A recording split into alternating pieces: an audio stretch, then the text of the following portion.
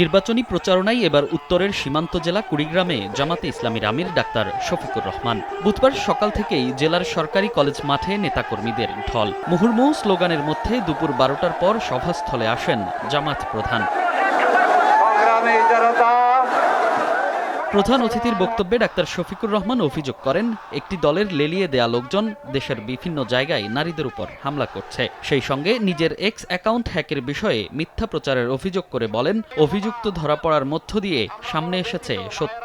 একটি দল এবং তাদের লেলিয়ে দেওয়া কিছু কাণ্ডজ্ঞানহীন মানুষ আজকে বাংলাদেশের বিভিন্ন জায়গায় মা বোনদের নারীদের গায়ে হাত দিচ্ছে।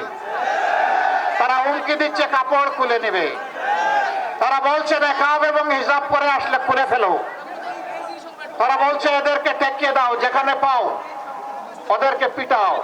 4 দিন আগে আমার এক্স আইডি হ্যাক করে যা তা এখান থেকে চালাই দিছে। আর এমনি একটা দল ঝাঁপাইয়া পড়ছে, তাই রে নাই রে নাই রে বলে গান শুরু করে দিচ্ছে। লজ্জা! ওদের চুনুপুটি তো গাইল বটে, ওদের বড় বড় মাথাগুলো একই গান গাওয়া শুরু করে দিল। কাণ্ডজ্ঞান কোথায়? আলহামদুলিল্লাহ আমাদের সাইবার টিম ওদেরকে শক্তভাবে কবজা করে ধরে ফেলেছে। ক্লিংকার বেশি থাকলে সিমেন্ট বেশি খাঁটি। আনোয়ার সিমেন্ট। কুড়িগ্রাম জেলাকে বঞ্চিত উল্লেখ করে জামাত আমির বলেন, ক্ষমতায় গেলে এখান থেকেই শুরু হবে উন্নয়ন কার্যক্রম। উত্তরবঙ্গকে কৃষি শিল্পের রাজধানী হিসেবে গড়ে তোলার প্রতিশ্রুতি দিয়ে বলেন, দাবি নিয়ে বঞ্চিতদের আর রাস্তায় নামতে হবে না।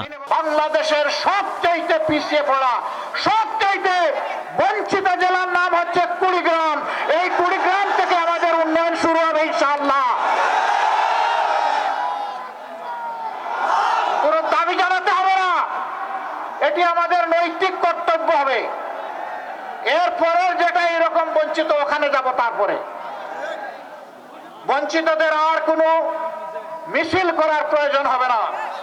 যারা রাষ্ট্রের দায়িত্বে যাবে, এ রাষ্ট্রের তারা মালিক নয়, এই রাষ্ট্রের তারা চকিদার।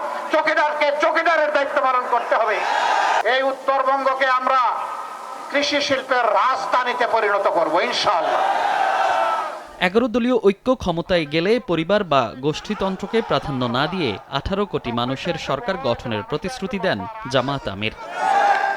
মনির হোসাইন, সময় সংবাদ।